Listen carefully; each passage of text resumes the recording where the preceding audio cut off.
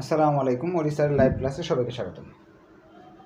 আজ আমরা cost accounting বইয়ের সহজ এবং গুরুত্বপূর্ণ অধ্যায় ম্যাটেরিয়াল থেকে 2টা অঙ্ক করার চেষ্টা করব।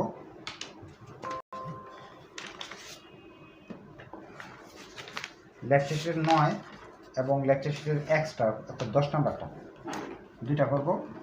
2টাই সালের অঙ্ক। এনইউ 2011 সালে একটা,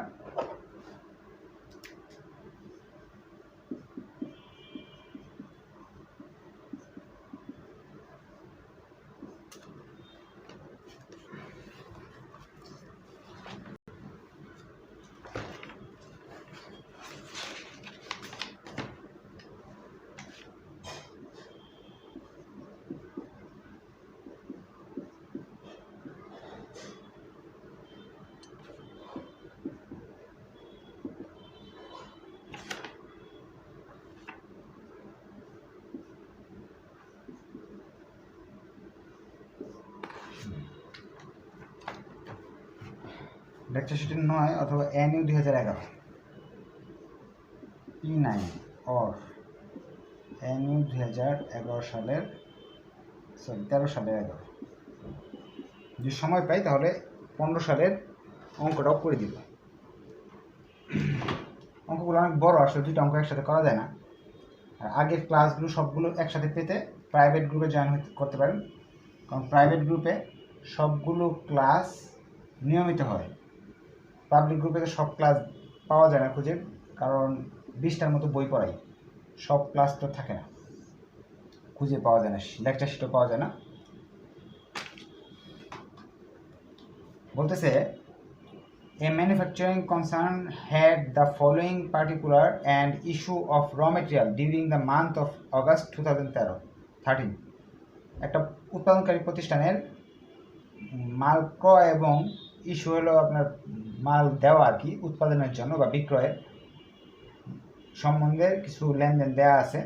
আমাদের কি করতে হবে? সবার নিচে বলছে the prepare store laser account using simple average method. Simple average মেথডে আমাদের এই অঙ্কটা করতে বলছে। তো এর আগে আমরা ফুল মেথড করছি, সিম্পল অ্যাভারেজ মেথড করি নাই। সিম্পল অ্যাভারেজ মেথডটা কীভাবে করতে হয় সেটাই শিখব। ঘর আগের মতোই সেম টু সেম, কোনো পরিবর্তন নাই। 10টা ঘর হবে, ছোট ছোট 9টা। আগের ক্লাসগুলো দেখে নেবেন, ঘর সম্বন্ধে আলোচনা আছে সেই ক্লাসে। না বুঝলে যারা লাইভে আছেন তারা সরাসরি প্রশ্ন করতে পারবেন, জুমে যারা আছেন তারাও প্রশ্ন করতে পারবেন, লাইভে যারা আছেন তারা কমেন্ট করতে পারবেন। দেখতে শুনতে বুঝতে সমস্যা হলে বলবেন। ডেট উপরে হবে হলো রিসিভ, এটা হবে ইস্যু, এটা হলো ইউনিট, হ্যাঁ, ইউনিট রেট অ্যামাউন্ট বা টাকা, ইউনিট রেট অ্যামাউন্ট বা টাকা, ইউনিট রেট অ্যামাউন্ট বা টাকা, এটা ব্যালেন্স। হ্যাঁ, আমরা প্রশ্নে চলে যাচ্ছি। অগাস্ট 1 ব্যালেন্স 500, 2 টাকা 200 পার টন। 1 তারিখ অগাস্ট 1, 500 মাল আসছিল 200 টাকা করে এক একটা, 500 ইউনিট এক একটা 200 করে, টোটাল আসতেছে 1 লক্ষ টাকার মাল আসছিল আপনার। এটা কিন্তু দাগ দিতে হবে।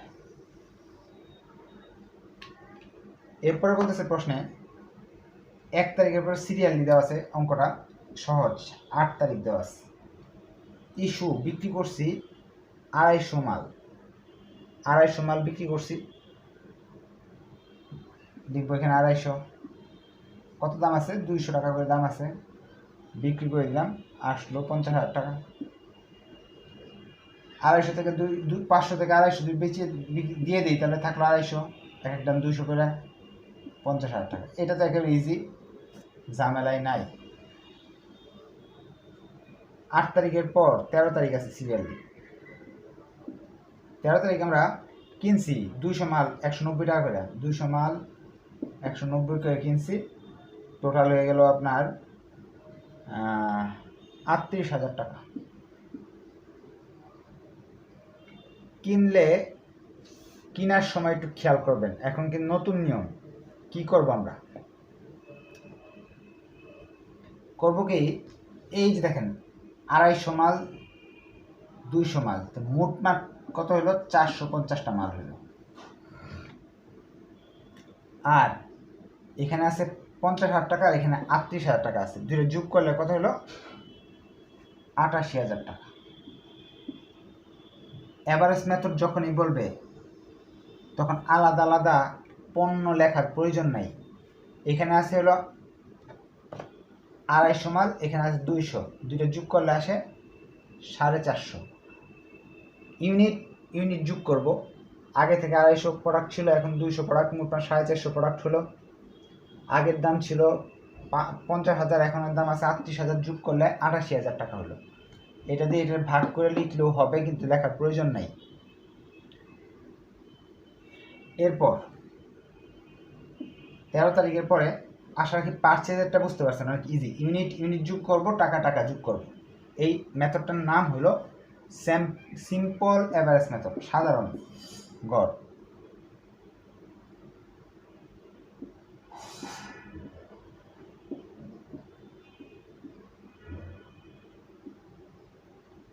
Simple average method. এখন 13 তারিখের পরে আসছে 16 তারিখ। 16 তারিখ বলতেছে মাল বিক্রি করছে 1800, ইস্যু 180, ইস্যু 180 টন, 180 টন মাল বিক্রি করছি। এখন কত করে বিক্রি করব, এটার জন্য একটা ওয়ার্কিং করে নিব আমরা। 16 তারিখের পণ্য বিক্রয় working 1, rate for August 16। Simple average মেথডে দাম কত, 200 টাকা, আর এখানে আছে 190 টাকা। দুইটা রেটকে যোগ করব, 2 দিয়ে ভাগ করব, 195 টাকা। তাহলে এখন থেকে বিক্রি করবো 195 টাকা দিয়ে। আবার বলছি, সিম্পল এভারেজ মেথডে যে রেট আছে, কত আছে, 200 আছে, এখানে কত আছে, 190। ক্রয় করার যে রেট আছে, সেই রেট দুটাকে যোগ করব, 2 দিয়ে ভাগ করব, তাহলে মান পেয়ে যাব। এই 180টা মাল 195 টাকা করে 35,100 টাকায় বিক্রি করব। তাহলে 450টা মাল থেকে 180টা মাল চলে গেল, রয়ে গেল 270টা মাল। টাকার ক্ষেত্রে একটু খেয়াল করেন, 88,000 টাকা থেকে 35,000 টাকা, 35,100 বাদ দিয়ে দিব, যা থাকলো 52,900 লিখব। রেট লেখার প্রয়োজন নাই। তাহলে আমরা এটা বুঝতে পারলাম, ক্রয় করার সময় ইউনিট যোগ করে লিখব, টাকা যোগ করে লিখব। বিক্রি করার সময় ইউনিট থেকে ইউনিট বাদ দিয়ে লিখব, টাকা থেকে টাকা বাদ দিয়ে লিখব। 16 তারিখ শেষ, 20 তারিখে চলে যাচ্ছি। 16 তারিখের পরে পারচেস কিনছি। পারচেস তো সবসময় সহজ। পারচেস করছি আমি 240টা মাল 180 টাকা করে, 240টা মাল 180 টাকা করে, 43,200।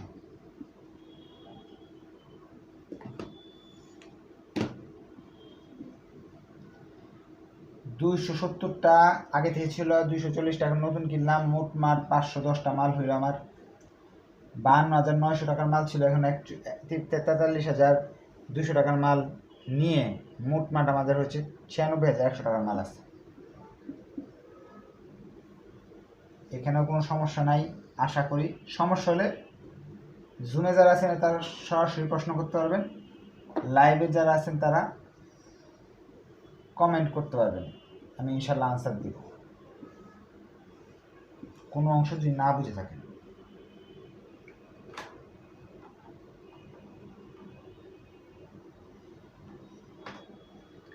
এটা অ্যাকাউন্টিং ডিপার্টমেন্টের ক্লাস, কস্ট অ্যাকাউন্টিং 3rd ইয়ার। একজন কমেন্টে লিখছে যে এটা লিখে দিলাম আর কি। 22 তারিখ destroy by fire 10 tons, 10 ton মাল আগুনে পুড়ে গেছে। পাইলেই ঘর, গেলেই ঘর। আপনারা যারা লাইভে আছেন তারা শেয়ার করবেন। হ্যাঁ, আপনাদের স্টুডেন্ট, কস্ট অ্যাকাউন্টিং স্টুডেন্টে অনেক কম গ্রুপগুলোতে। শেয়ার করাতে আপনাদের ফ্রেন্ডরা হয়তো বা ইন্সপায়ার হবে ক্লাস করতে, তাহলে ফ্রি লাইভ ক্লাস পাবেন অনেকগুলো। 10টা মাল নষ্ট হয়ে গেছে আগুনে পুড়ে।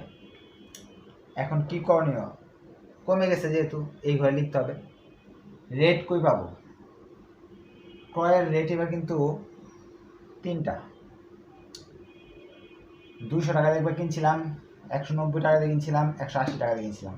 3টা রেট যেহেতু, ওয়ার্কিং টুতে আমরা উপরের অংশ একটু মুছে ফেলি, উপরেটা লাগতেছে না আমাদের, এখানে একটু মুছে ফেলতেছি। ওয়ার্কিং টুতে আমরা অগাস্ট 22 তারিখের হিসাবটা করব।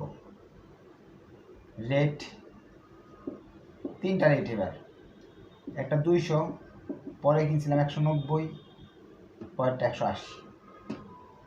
200, 190, পরেরটা 180, 3 দিয়ে ভাগ দিলাম, মানুষ তেছে 190।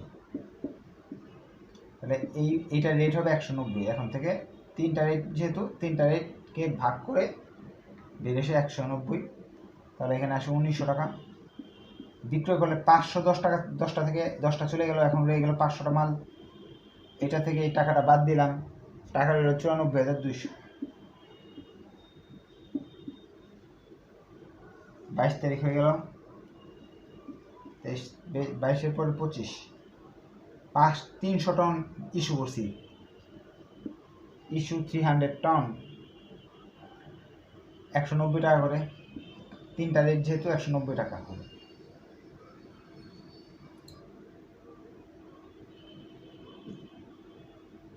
আসে হলো 5,700 টাকা। তাহলে 5,700 টাকা থেকে 500 থেকে 300 গেল, 200 টন রয়ে গেল।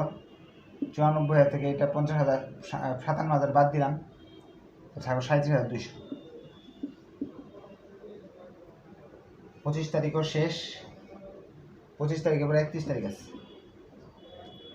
পারচেস 320 টন, এক একটা 190 টাকা করে, 60,800 টাকা মাল কিনলাম। টোটাল 520 টন হয়ে গেল, টাকা হইল 98,000 টাকা লস। যদি এরপরে বিক্রি করতে হইতো তাহলে 4টা রেট, একটা 500 টাকা, 190 টাকা, 180 টাকা এবং 190 টাকা, 4টা রেট এখানে বসায় নতুন রেট বের করতাম বিক্রয়ের জন্য, পরে এখানে বসাইতাম। আশা রাখি অঙ্কটা বুঝতে পারছেন। এক্সারসাইজ 1 অথবা 10 নম্বর অঙ্ক লেকচার শিটের, সেটা আপনার NU 2015 সাল, NU 2015। এটা একটু মুখে মুখে বুঝাই দিই আপনাদের, এটা সম্পূর্ণটা করা যাচ্ছে না তো, মুখে বুঝাই দিই। হয়তোবা 2-3টা ডেট করলে আপনারা অঙ্কটা বুঝে যাবেন।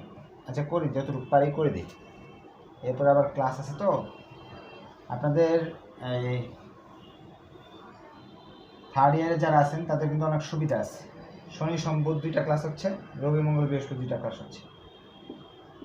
4টা বই আপনি পড়তে পারবেন, আর খরচ অনেক, নামমাত্র একটা ফি দিয়ে 4টা বই আপনার পড়ার সুযোগ আছে।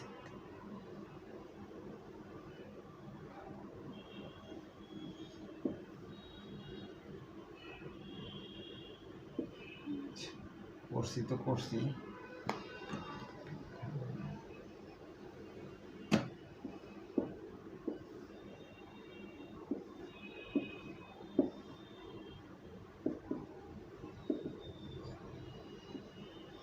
ডেটের ঘরটা অনেক বড় হয়ে গেছে।